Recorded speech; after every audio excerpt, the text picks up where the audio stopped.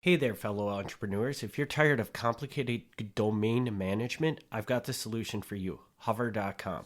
Hover makes registering and managing domains a breeze. Their clean interface and hassle-free experience will save you time and frustration.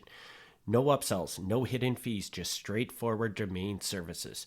Plus, Hover offers top-notch customer support. Make your life easier. Head over to MilwaukeeMafia.com/hover and simplify your domain journey today. You're listening to Milwaukee Mafia, your podcast dose of Wisconsin Mafia and true crime history. Hey everybody, welcome back to another episode of the Milwaukee Mafia podcast. I'm Eric. I'm Gavin. And Gavin, I believe we're back and we're talking about Frank Balistreri finally getting convicted. I believe we are back.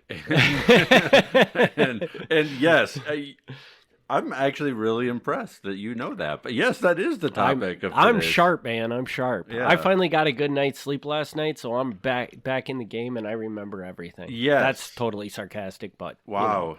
You are correct. So we're going to talk about his tax trial in 1967 and 1968 today. Like I said, my notes are short. I fit this all on 2 pages. I was surprised. I thought this was like going to be a long one. And then when I actually looked at what I had, it wasn't that much. We'll do it. I mean, we'll see what we got. Yeah. All right. Just to catch people up for those who forgot, because I know it's been a little while, we left off where Frank Balistreri was on trial in 1966 for tax evasion. He's in Springfield, Illinois, because he got his trial moved out of Milwaukee because he thought he couldn't get a fair trial in Milwaukee. Then, in December of 1966, his defense attorney, Maurice Walsh, has a heart attack. So the trial got put on hold. But now it's early 1967. Walsh is feeling a little better. Okay. So the heart attack did not take him. It's just Nope, he was in the hospital for a bit, but he's apparently okay. So we're coming back. There was some discussion. The FBI was going around asking people about what to expect.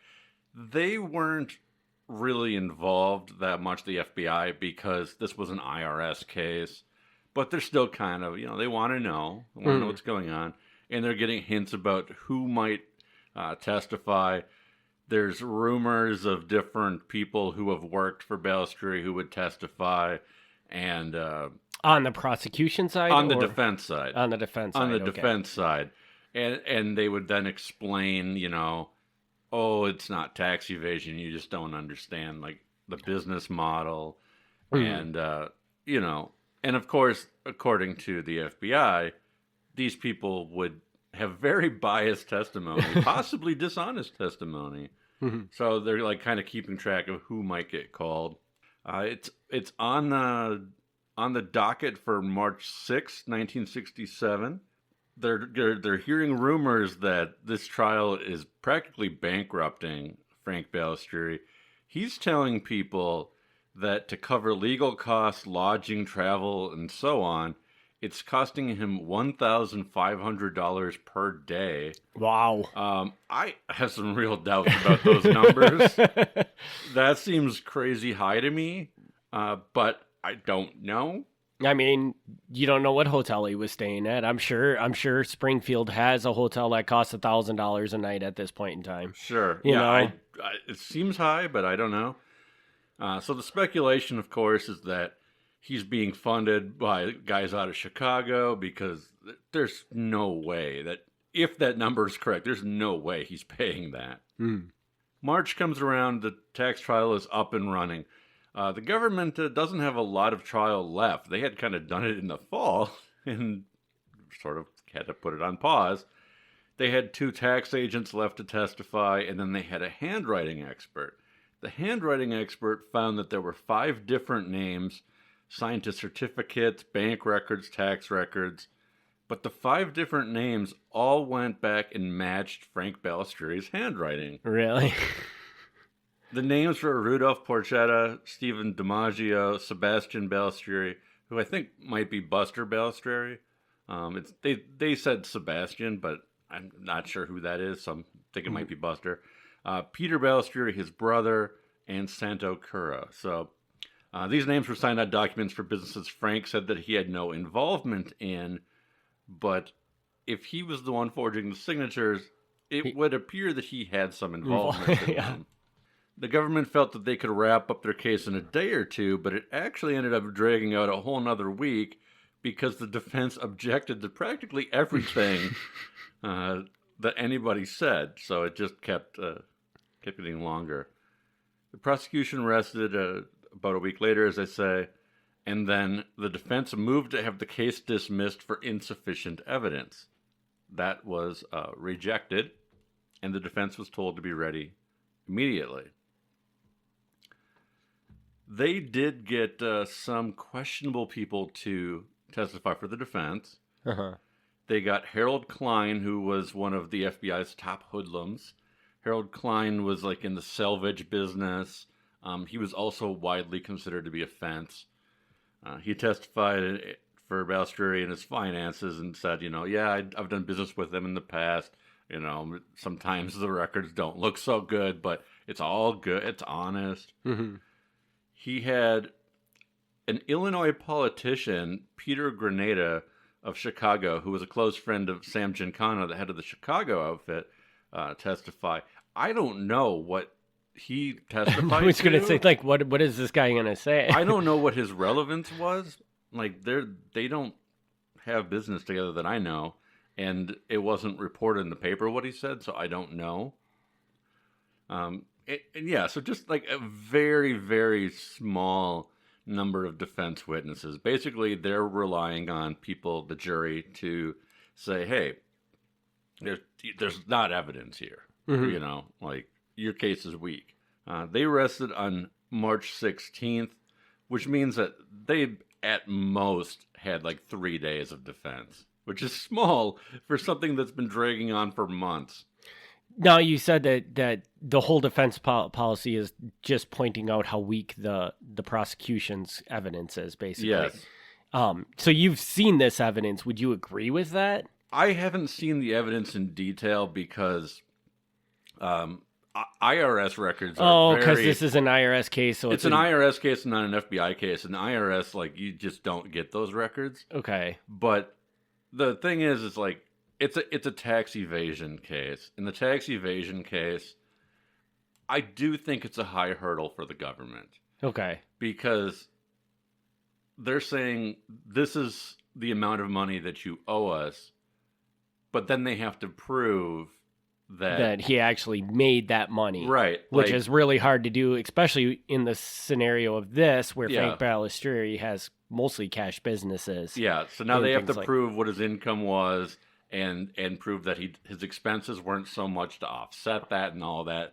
So really, with an IRS, obviously every case is different, but with an IRS case, I do think the government has the harder job because they're claiming a specific number for tax evasion, and then they have to prove how they came up with that number.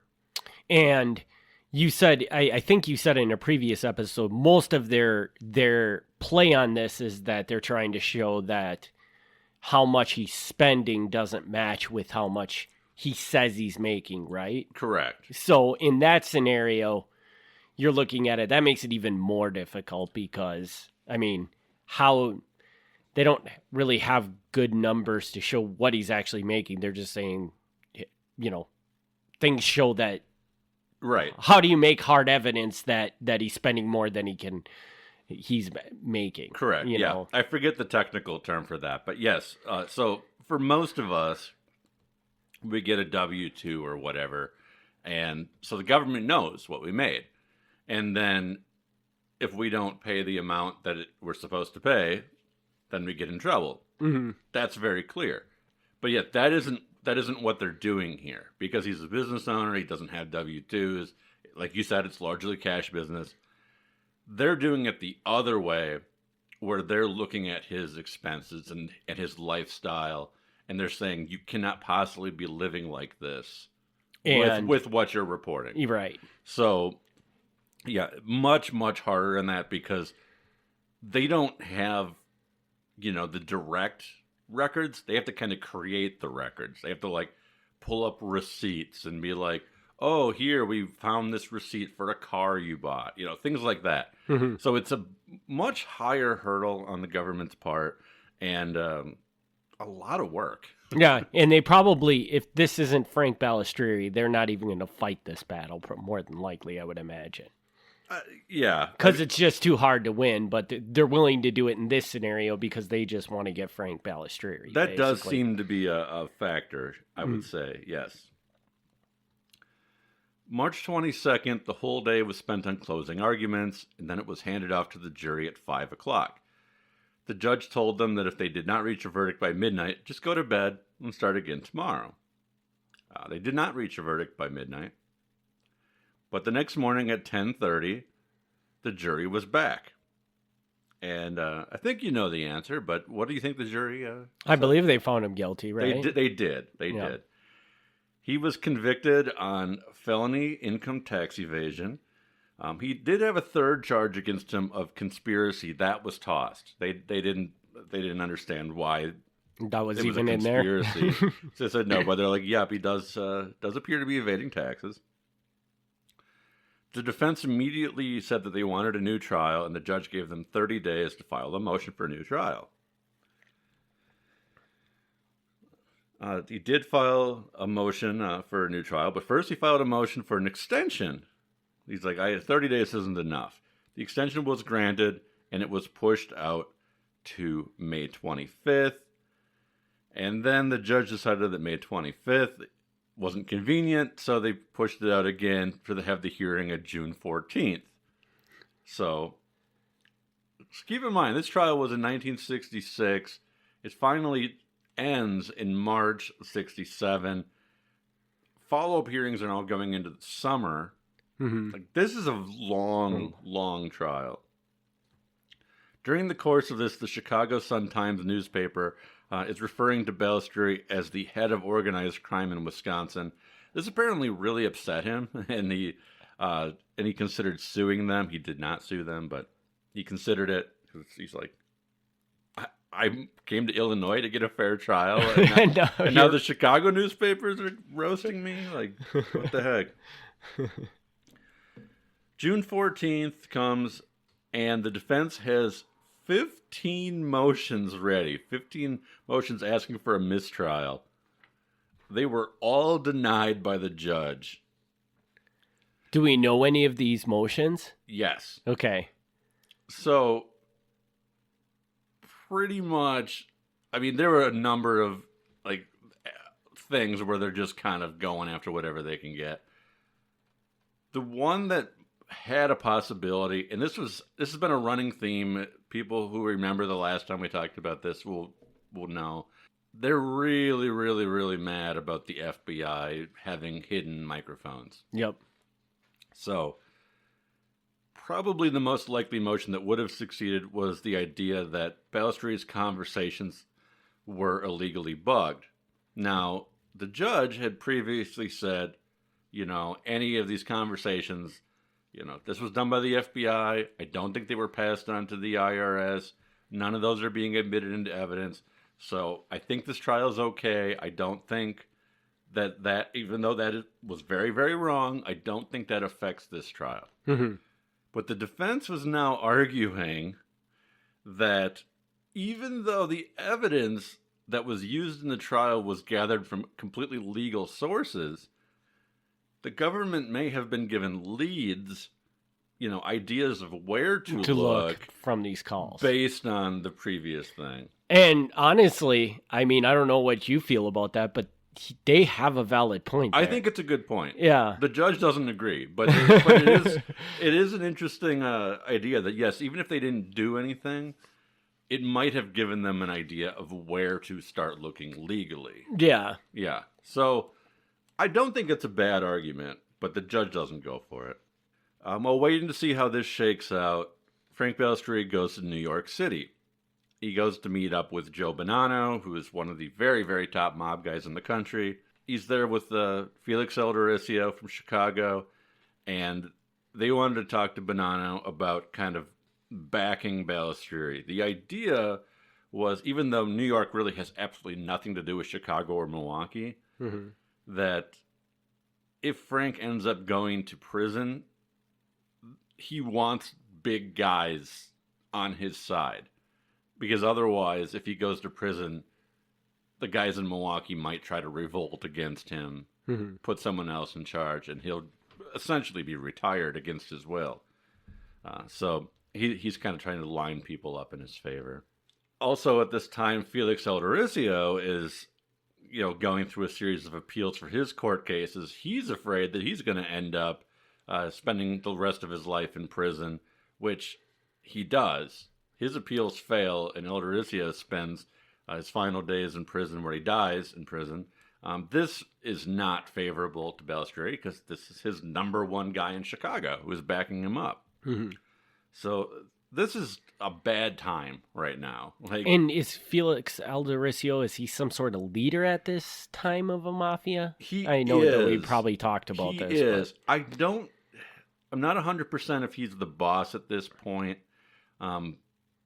It might be another year before he is the boss, but even before he is, he's a top respected guy for sure.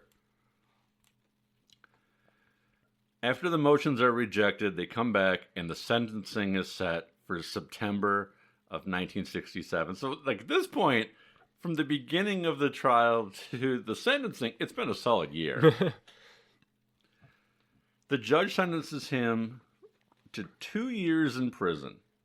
He faced a maximum of 20 years. He was given 2 years. He was also fined $10,000 and ordered to pay $4,000 in court costs. Frank said he was going to appeal. He was given the option to appeal, and he posted $15,000 bond to go out while he was on appeal. There was some discussion among informants in the FBI that if this appeal ultimately failed and Balistreri went to prison, who would take over? There was thoughts that his brother, Peter Balistreri, would take over. Peter was really considered very weak, not considered a leader among the mafia in Milwaukee, but he was considered pretty much a guy who would do anything Frank says, which makes him ideal for Frank. An ideal person to kind of look. If Frank's going to be in prison for 2 years, this is the guy that he would want in charge. The other suggestion was maybe Joe Caminetti. Joe Caminetti was the underboss, the second in command. But there was, even though it would be logical that he would take over, nobody thought that he would because he was the head of a local union. He was a very high-ranking union official. And they're like, that's probably not a smart move to do that to him. Because that's probably going to get him kicked out of that position, I would think, right? The FBI knows he's in the mob, and the mob knows he's in the mob, but his public face is generally very clean. So, knowing that the second you put a guy in charge, everybody's going to crack down on that guy, they're like, this is a guy who's better off not being the face of the organization. We need him to be in the position that he's in right now. Yeah.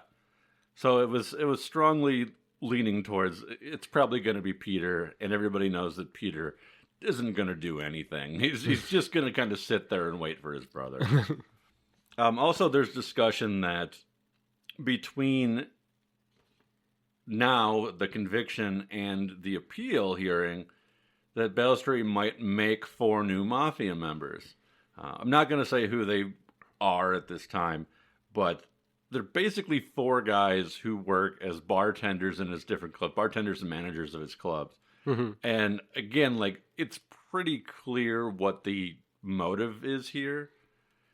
He almost makes new members never. I mean, for the decades that Frank's in charge, only a handful of guys ever become new members. There's lots of people who I would consider to be unofficially members, who are very actively involved, but don't go through the official ceremony and all that. So it seems clear here that if he's making 4 new members officially, and he's picking them as, from bartenders and managers of his club, the idea is to get the numbers on his side. Right. It's like, oh, well, these are my employees. I'll enter them in, so if there's ever a big mafia meeting, these guys are totally going to just Right, do he what has I ask. He has a whole bunch of people that are completely loyal to him within the organization. Yes. So if anybody comes in and tries to overthrow him, A, he knows about it, and B, these people can be like, no, we're not doing that or something. Right. Mm-hmm. Yeah. I mean, generally speaking, Mafia's top down. And the boss says something and then people do it. But there are situations where they'll have like what they call a table meeting, and then a wider array of people are invited and they kind of hash things out. Mm-hmm. So it's not out of the question that there can be like an overthrow or things like that. So getting numbers on his side when he already knows he's kind of unpopular, and at this point, like, he's clearly like, he can be seen as weak if the government's taking him down and he's away in prison. Like, that's not an ideal person to be running your organization. Mm-hmm. So he's kind of getting things set up in his favor. The appeal was argued on September 26, 1968. So just keep in mind, the conviction and sentencing was in September of 67. He's now been out free for another year after being convicted, waiting for this appeal. So he had an entire year to wait. It was argued for the appellate court. His attorney, Maurice Walsh, had a few grounds for argument. His first argument was that it was prejudicial that when Harold Klein was on the stand, he was asked if he was ever convicted of a felony. The question was objected to at the time, but even though it was objected to, the question itself may have left an impression on the jury.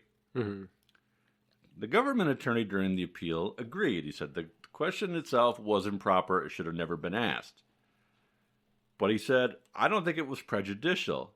He goes, if this was the only improper question during a long trial, that's nothing. He goes, over the course of a long trial, a bad question here or there is going to happen. Mm-hmm. Like, that's unavoidable. You're never going to get a trial where every single question everybody likes. Right. So he's like, that's a weak argument. Walsh argued that Balistreri was unfairly targeted. He said that the federal government was conducting a saturation investigation with surveillance, illegal wiretaps, and more, and despite all the coverage from, FBI, IRS, local police, everybody else, all they could come up with was, quote, a pitifully poor tax case. I mean, once again, you gotta kind of agree with that argument. I think he's 100% right on that. I don't think it's a good legal argument. No, but it is a good thing. Like when you point it out, it's like, yeah, you're kind of right. Yeah.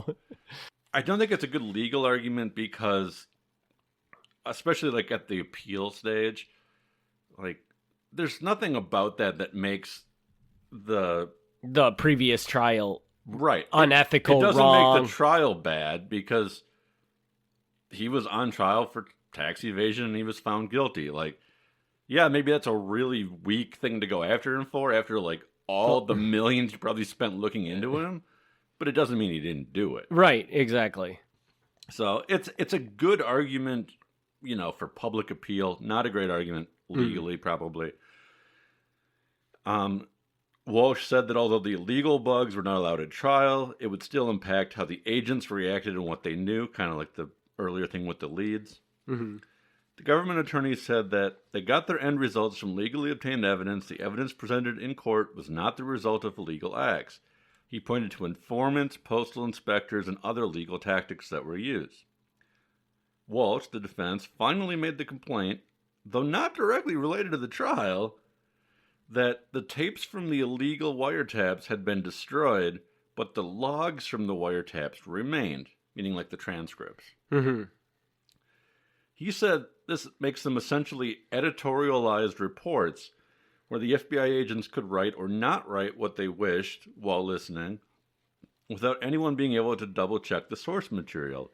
And even if the transcripts were accurate, they could be taken out of context, or they might not take into account inflection, sarcasm, things like that. Again, he's 100% right. But there's nothing to do with the appeal. Yeah, because they didn't use any of this information in this trial. Yeah. So yeah, it's a good argument as far as like why these tapes are bad tapes, but they've already decided the tapes aren't part of the proceedings, so it's not a great appeal argument. This was argued in September of 1968. In November, the 3-judge panel of the Seventh Circuit comes back, and they uphold Balistreri's tax conviction. This makes Balistreri rather upset, not surprisingly. He's going around telling people he got a bad deal. Apparently, he told one informant that if he knew a way to bribe a judge to get out, he would, but unfortunately, he didn't know anybody who knew the judges. So, whether he really said that, I don't know, but it's clear that that didn't work if he would have tried it. Mm-hmm. Defense tries one more time. They file a motion after this for rehearing from the appeals court. They said, can we try this one more time? The appeals court rejects that, and he was given 30 days from there to file his final appeal that goes up to the U.S. Supreme Court. Okay. He filed that appeal. Okay. And I'm going to leave it there, but it is picked up by the U.S. Supreme Court. Okay, so I thought this was the final piece. This isn't the final piece yet? It's still not the final. This drags on. For a guy who went to trial in 1966, he doesn't actually, spoiler, he doesn't actually end up going to prison for a few years.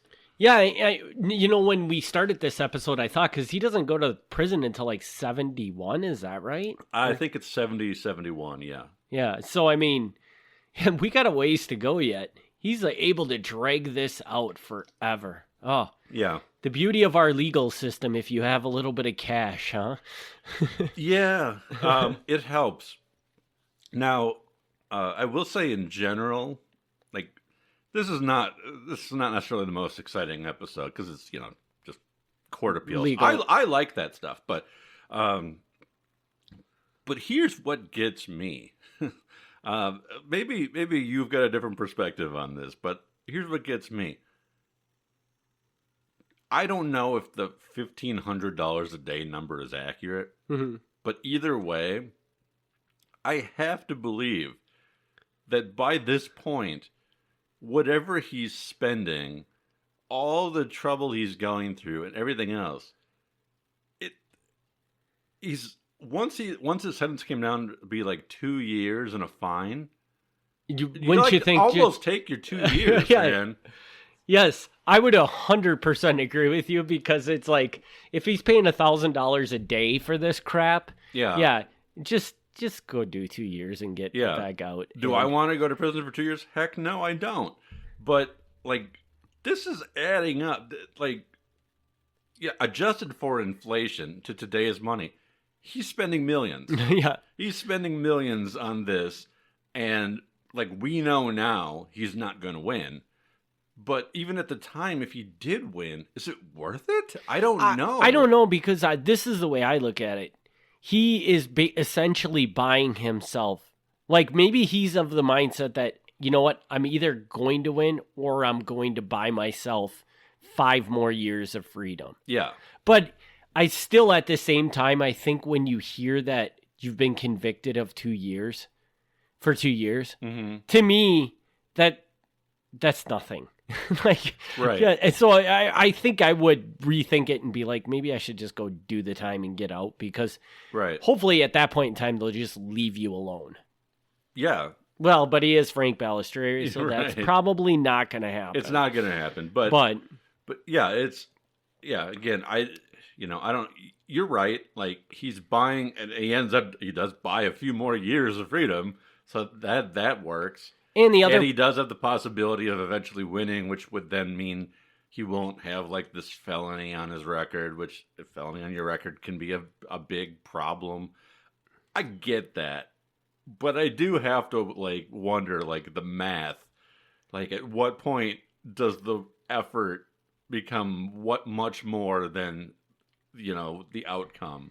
Well, and you we can look at it logically and say, well, the math doesn't make sense, but how much of it, when you're in that situation, I've never been in that situation, so I can't say that. Yeah. Say how much it is, but how much of this is just his pride, his ego saying, no, you're not going to take me down for this. Yeah. You know, maybe he was willing to spend whatever it was just to spite the government. Yeah. In this scenario. Yeah. So. And I get that. I mean, I would probably do a similar thing in a situation, but not to this level. Just not to this level, because there's a certain point where I'm like, okay, like this is just not worth fighting. Gotta cut my losses at this point. Yeah, and I don't know, when you said 2 years, I kind of felt like, well, heck, he won. You know, like if he only got 2 years out of 20 years, take that and run.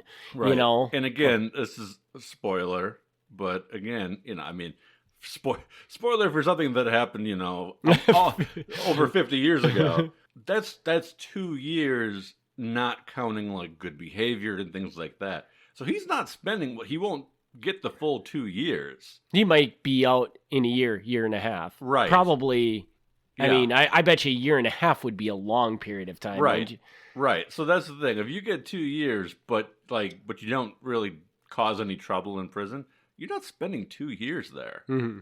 So, and this is a very, blue collar crime, I guess they would call it. White collar. White collar, yeah. Is that what it is? Yeah, what the term is? Yeah. So he's going to spend the time in the least secure prison probably that you could be sent to. It's tax evasion. It's a federal crime. So he's not going in the state prison with all the murderers and stuff. He's going with the guys who cheat on their taxes. And they probably have a golf course on. I don't know if it's that quite extreme. I don't know about that. but general, I mean, you know, I was going to say like federal prison in general is probably more lenient. But then someone will be like, well, what about the Supermax? Yes. Supermax being probably one of the worst prisons. But that's like international terrorists. That's a whole other level. Okay, so when do we come back around to this for the final? Is the next episode going to be the final segment? Maybe. I'm trying to do this in like the timeline way. And because right now we're in 1967, I threw 68 in here as well just to make it a worthwhile episode. But so we're not going to come back at least until 69 on our... Okay, so we're going to not visit this for a little while. Yeah, we'll get a little break. So it's sorry, listeners, but it's going to be like we're going to hear about tax stuff. We're going to take a few episodes off. We're going to come back to tax stuff. It's just the way it's going to be for a little while. And if I'm not mistaken, and we can bleep this out if you don't want the listeners to hear this, but okay. Doesn't he end up going to jail for more than 2 years? Not for this. Okay, so he gets nailed with something else at a later point in time? Okay. Yeah, no. Yeah, you don't have to bleep that. No, he does go.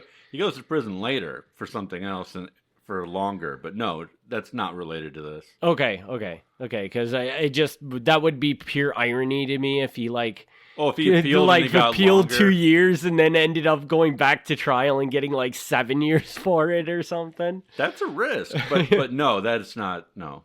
All right. So, do you got anything else for this before we wrap it up, or do you got a peek into what's coming up? Well, I can tell you what's next. Next, we've got a police officer in Milwaukee who gets appointed to be the police chief of Chicago Heights. Chicago Heights, considered one of the very most corrupt Chicago suburbs. Chicago itself, is bad enough, but there's a handful of suburbs that are worse. Chicago Heights, today maybe it's great, I don't know. But historically, it's got a very bad reputation. And we're going to see that this guy knows some questionable people in Milwaukee, including Frank. Oh, so this could be very interesting. It could be. If you want to see a Milwaukee cop who becomes the head of a very corrupt police organization in the Chicago area, yeah, stick around for next time. Is it so? We don't have corruption in Milwaukee, but then a Milwaukee cop Not on a big level. Yeah, no. but then the Milwaukee cop goes down to Chicago and just launches into complete corruption. Is it something in the water? I didn't say that. Oh, I'm so just saying the department. The department is very okay. Okay. So now For a while, like in Chicago Heights, the way the Chicago mob works is there's different crews, and each crew has a boss. And the boss of a crew in a Chicago suburb is almost as big as a boss in other cities, because that's just how big the Chicago mob is. So the head of the Chicago Heights crew, his brother was the police chief for a while. Okay. Like, that's how messed up Chicago Heights is. Wow. So I'm not saying that this guy is the Milwaukee guy is super corrupt. I'm saying he's coming into a super corrupt police system and city. And we're gonna see what happens when that happens. Right. Interesting. I'm also not saying he's not corrupt, but I just want to be very clear of what I'm saying, and you'll have to show up to the episode to hear how it plays out. Yeah, we won't dig any deeper into that because we're just gonna wait for the episode. But yes. I'm curious to hear how this all turns out. Yes. So stay tuned for that. We'll be back in 2 weeks with that, and next week with a Patreon episode. And Gavin, people can reach out to you where? They could try to reach me at MilwaukeeMafia@gmail.com. That's the best way to do it. Otherwise, you can go to MilwaukeeMafia.com, where I post the show notes and oftentimes post the files that I use to write the notes. And from there, you can find the email as well. So that's an option. Oh, and sign up for the Patreon. Yes, patreon.com/Milwaukee Mafia. That gets you access to 2 extra episodes a month for the killer low price of $2 a month. Yeah, that's a pretty good deal. Best bargain on the internet. So, yeah. So, and we will be back next week with the Patreon episode, and 2 weeks with another Mafia episode. We want to thank everybody for their continued support, and we'll see you on the next one. Thank you very much. Thanks for tuning in to the Milwaukee Mafia Podcast. Join us next time for another look back at Wisconsin Mafia and true crime history.